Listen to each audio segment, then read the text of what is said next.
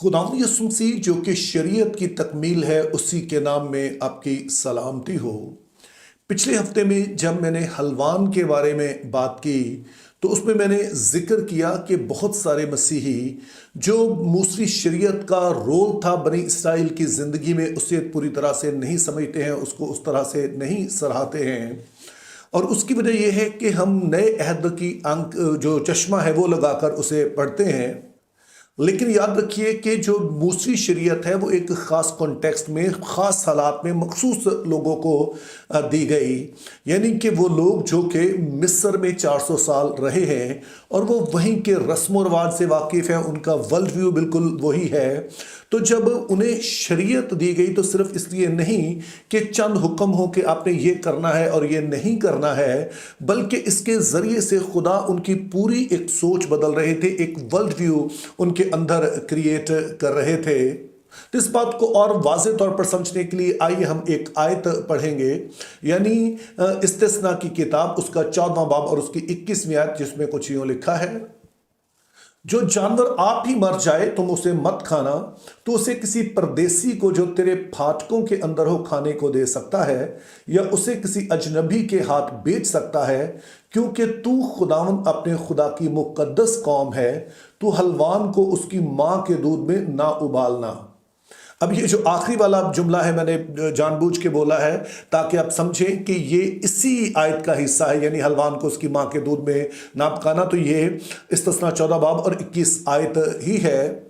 और ये क्यों ज़रूरी है, ये वीडियो में आगे जाकर आप इसे समझ पाएंगे। बहरहाल हमारे आज के मौजू के लिहाज से इस आयत में जो अभी हमने पढ़ी है, इसमें दो बुनियादी सवाल हैं। पहले नंबर पर कि खुदा ने बनी इसराइल को किसी ऐसे जानवर को खाने से क्यों मना किया जो आप ही मर जाता है, जिससे मुराद है कि जिसे ज़बह नहीं किया गया है बल्कि वो कुदरती तौर पर मर जाता है, तो उसे खाने से क्यों मना किया। और फिर दूसरा सवाल है कि खुदा ने अगर बनी इसराइल को ऐसा कोई जानवर खाने से मना किया तो ये क्यों कहा कि वो इसे किसी अजनबी को दे सकते हैं, किसी परदेसी को दे सकते हैं।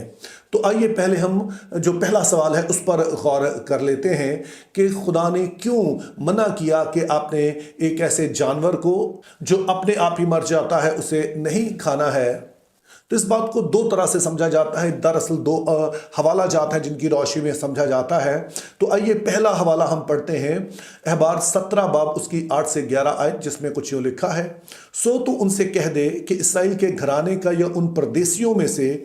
जो उनमें बूदोबाश करते हैं, जो कोई सोख्ती कुर्बानी या कोई ज़बीहा गुजरान कर उसे खैमा इज्तिमा के दरवाजे पर खुदावंद के हुजूर चढ़ाने को ना लाए, वो अपने लोगों में से काट डाला जाए। और इसराइल के घराने का या उन परदेसियों में से जो उनमें बूदोबाश करते हैं, जो कोई किसी तरह का खून खाए, मैं उस खून खाने वाले के खिलाफ हूँगा और उसे उसके लोगों में से काट डालूंगा, क्योंकि जिस्म की जान खून में है और मैंने मज़बा पर तुम्हारी जानों के कफ़ारे के लिए उसको तुमको दिया कि उससे तुम्हारी जानों के लिए कफ़ारा हो, क्योंकि जान रखने के सबब से ही खून कफ़ारा देता है। अब इस वाले हवाले में दो बड़ी ही अहम बातें बताई गई हैं। पहले नंबर पर तो वाज़े तौर पर जो मना किया गया है कि किसी ने खून नहीं पीना है, यहाँ खाना लिखा गया, लेकिन आइडिया वही है कि किसी पर भी, हर शख्स पर पाबंदी है कि कोई भी खून ना पिए। खुदा की नज़र में ये मुनासिब नहीं है। और उसकी वजह ये बताई गई कि खून दरअसल जान रखता है अपने आप में, और चूँकि जान रखता है इसीलिए खुदा ने इसके लिए मकसद ये ठहराया है कि इससे गुनहगार लोगों की कीमत अदा की जा सके, कफ़ारा अदा किया जा सके। तो चूंकि ये जो खून है ये एक ख़ास मकसद के लिए इसको मखसूस कर दिया गया है, तो इसलिए किसी ने भी इसको पीना नहीं है, इसको खाना नहीं है। तो इस वाली बात की बुनियाद पर बहुत सारे लोगों का ख्याल है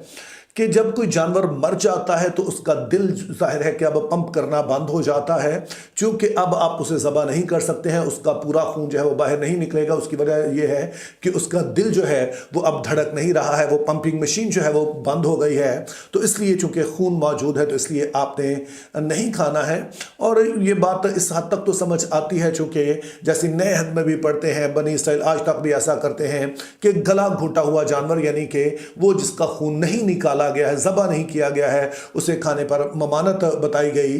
लेकिन फिर इसी हवाले में एक दूसरी अहम चीज़ भी बताई गई है कि ये पाबंदी ना सिर्फ खुदा ने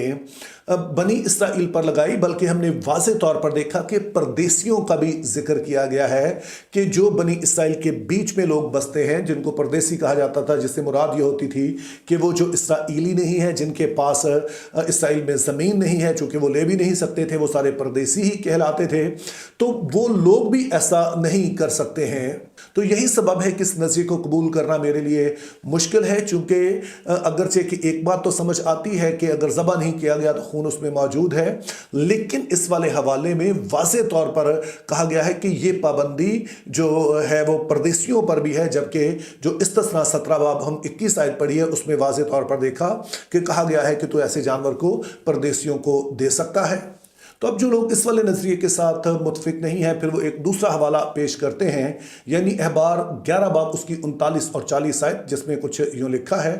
और जिन जानवरों को तुम खा सकते हो, अगर उनमें से कोई मर जाए तो जो कोई उसकी लाश को छुए वो शाम तक नापाक रहेगा, और जो कोई उसकी लाश में से कुछ खाए वो अपने कपड़े धो डाले और शाम तक नापाक रहेगा, और जो कोई उनकी लाश को उठाए वो अपने कपड़े धो डाले और वो शाम तक नापाक रहेगा।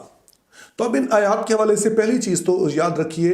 कि ये उसी वाले बाब का हिस्सा है कि जिसमें खाने पीने के दीगर कवानीन बताए गए हैं कि कौन से जानवर पाक हैं, नापाक हैं, कौन से खाए जा सकते हैं, कौन से नहीं खाए जा सकते हैं। और इसी हवाले में फिर जिक्र किया गया है कि वो जानवर जो खाए भी जा सकते हैं, अगर उनमें से कोई मर जाए तो फिर वो भी नापाक हो गया है और अब आप उसे भी नहीं खा सकते हैं। और ना सिर्फ ये कि उसे खाया नहीं जा सकता है, बल्कि अगर इसकी लाश को कोई छू लेता है तो फिर वो शाम तक नापाक रहता है, और उसके लिए लाजम है कि उसके बाद वो अपने कपड़े धोए, नहाए धोए और कपड़े वो बदले।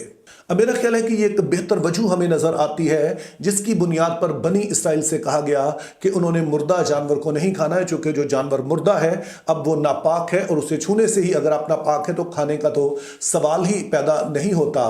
लेकिन यहाँ पर सवाल पैदा होता है कि किस तरह से एक जानवर जो पहले तो पाक गिना गया लेकिन मरने के बाद वो नापाक हो गया, तो उसके लिए जो हमने पिछली वीडियो में भी जिक्र किया था पाक और नापाक का जो आइडिया है, तो मैंने आपको बताया था कि पाक के लिए जो इब्रानी ज़ुबान में लफ्ज़ इस्तेमाल हुआ है वो ताहोर है, जिसका लफ्ज़ी मतलब होता है खालिस होना। इससे मुराद आप समझ लें कि किसी चीज़ का अपनी असल हालत में होना, जैसे कि हम दूध कहते हैं कि वो खालस है, तो जब तक वो खालस है तो बाइबल की ज़ुबान में आप कहेंगे कि वो पाक है। लेकिन अगर उसमें किसी भी तरह की मिलावट कर दी जाए, चाहे आप उसमें पानी डाल दें या चाहे शहद डाल दें या कोई भी चीज़ है, तो वो अब अपनी असल हालत में नहीं है। तो जब वो अपनी असल हालत में नहीं है तो बाइबल की ज़ुबान में इसको नापाक कहा जाता है। तो इसी तरह से जब तक कोई चीज़ जिंदा है वो अपनी नॉर्मल हालत में है, तो अब जब वो मर जाए तो अब चूंकि वो अपनी असल हालत में नहीं है, नॉर्मल हालत में नहीं है, तो इसीलिए बाइबल मुक़द्दस फिर उसे नापाक करार देती है। ज़ाहिर इस वाले असूल के पीछे और भी कई बातें थी, लेकिन हम सिर्फ समझ रहे हैं कि क्यों ऐसे जो जानवर होते थे जो पाक थे वो नापाक बन जाते थे, चूंकि अब वो जिंदा नहीं है, अब वो अपनी असल हालत में नहीं है, बल्कि वो अब उस गिरावट का शिकार हो गए हैं, तो इसी वजह से उन्हें नापाक गिना जाता। तो मैं शख्सी तौर पर इस वाले नज़रिए के साथ मुत्फिक हूँ। और इसके अलावा जब हम इस वाले नज़रिए को कबूल करते हैं तो फिर अगली बात समझना भी हमारे लिए आसान हो जाता है। जो दूसरा सवाल है कि खुदा ने क्यों बनी इसराइल को तो मना किया ऐसा जानवर खाने से, लेकिन इसकी इजाज़त दी कि वो किसी परदेसी को, किसी अजनबी को वो दे सकते हैं। चूंकि खुदा का अहद बनी इसराइल के साथ है, खुदा बनी इसराइल को इसलिए मना नहीं कर रहा कि ये जानवर जो मर गया है वो हफ्ज़ाने सेहत के असूलों के मुताबिक उनके लिए अच्छा नहीं है। अगरचे कि ये बात भी सच है, लेकिन जब खुदा ने ये सारे असूल कायदे दिए, तो जैसे कि जो गॉर्डन जे वेनहैम हैं, जो कि अहबार की किताब के सबसे बड़े स्कॉलर समझे जाते हैं, आप गूगल भी करेंगे तो जो नंबर 1 कमेंट्री आएगी लेविटिकस पे, अहबार पे, वो गॉर्डन जे वेनहैम की है। तो उनका कहना है कि इन वाले असूलों के, यानी कि पाक नापाक के जो असूल थे, इनके पीछे हफ्ज़ाने सेहत के असूल नहीं हैं बल्कि थियोलॉजी है, जिससे मुराद ये है कि इनके जरिए से खुदा उन्हें खास पैगाम देना चाह रहा है। और चूंकि ये बातें जो गैर कौमी थी उन पे लागू नहीं होती थी। मिसाल के तौर पे खुदा ने कभी गैर कौमों से इस बात का हिसाब नहीं मांगा कि तुमने खतना क्यों नहीं करवाया, तुमने वो सारी ईदें क्यों नहीं मनाई, तुम लोगों ने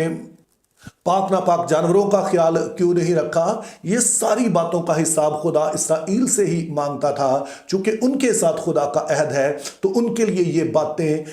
करना लाजमी है ताकि वो इस पाक नापाक के असूल को समझ सकें। तो मैं इस बात पर फिर से जोर दे रहा हूं कि जब खुदा ताला ने कहा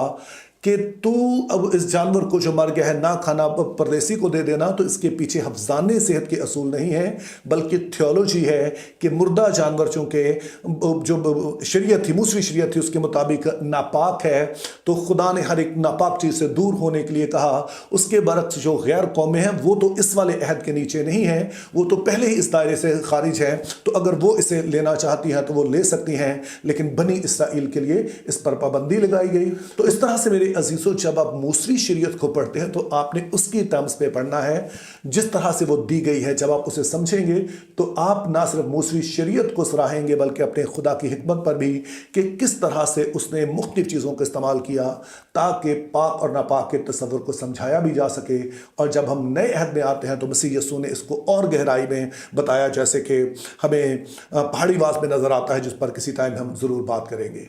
Think biblically, live purposefully. Have a very good day.